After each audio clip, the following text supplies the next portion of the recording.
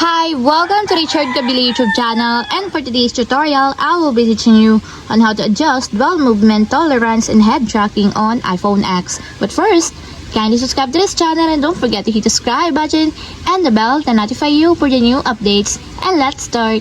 Using your iPhone X, from your home screen first, go to Settings.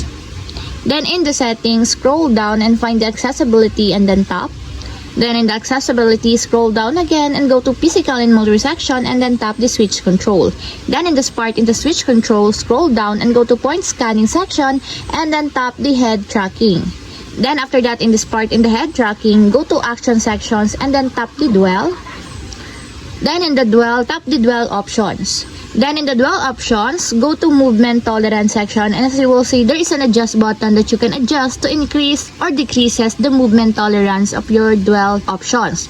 If you want to increases the movement tolerance, just drag it to right, just like this to increase it. And if you want to lessen or decreases the movement tolerance of your Dwell options, just drag it to left side. And take note, the distance you can move while dwelling on an item.